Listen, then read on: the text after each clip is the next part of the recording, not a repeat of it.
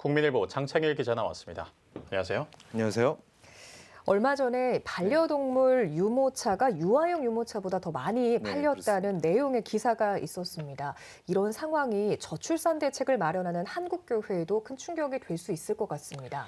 네, 지난달 말 기사인데요. 한 이커머스 업체가 지난해 1~3분기 동안 반려동물용 유모차 판매량이 처음으로 유아용 유모차 판매량을 넘어섰다는 판매량 데이터를 공개했습니다.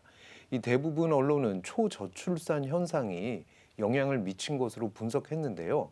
이 반려동물용 유모차와 유아용 유모차 합계 판매량을 100으로 봤을 때 2021년엔 반려동물용 유모차와 유아용 유모차의 판매 비율이 각각 33%와 67%였는데 지난해 1~3분기에만 57%와 43%로 역전이 된 것입니다.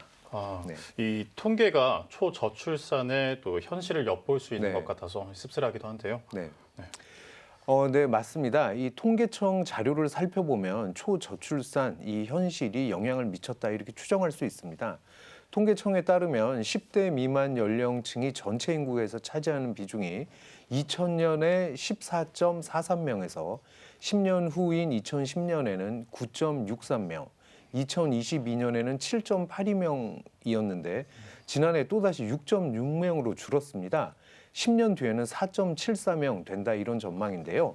이 여성 한 명이 평생 낳을 것으로 예상하는 평균 출생아 수인 합계 출산율 지난해 0.78명으로 떨어진 건 이미 잘 알려진 사실입니다. 반면에 반려동물을 키우는 가구는 갈수록 늘고 있습니다. 지난해 반려동물 양육 가구는 602만 가구인데 전체 가구 중에 25.4%에 달하는 수입니다. 4가구 중 1가구 꼴인 걸로 이렇게 나타났습니다. 네. 이 통계로 설명을 해주시니까 저출산에 대한 심각성이 더 잘 느껴지는데 또 이런 가운데 문제가 폐교하는 학교도 줄을 잇고 있다고요? 네, 맞습니다. 올해 전국에서 문을 닫는 초, 중, 고교가 33곳에 달할 것이다. 이런 보도도 나왔습니다. 이미 폐교된 학교는 지난해만 해도 18곳인데요. 올해에는 무려 1.8배 이상 늘어난다는 그런 의미입니다.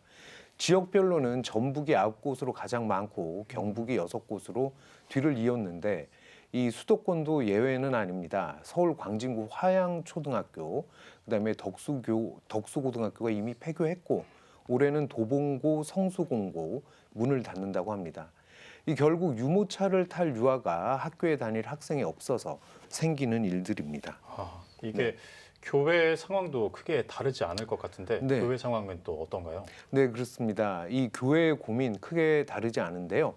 교인이 늘어야 한다지만 인구가 줄어들다 보니 전도 대상자를 만날 기회도 함께 줄어들고 있습니다.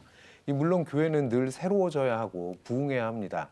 다만 과거 급성장기 때와 다른 새로운 교회론과 교회 성장학 필요한 것 같습니다.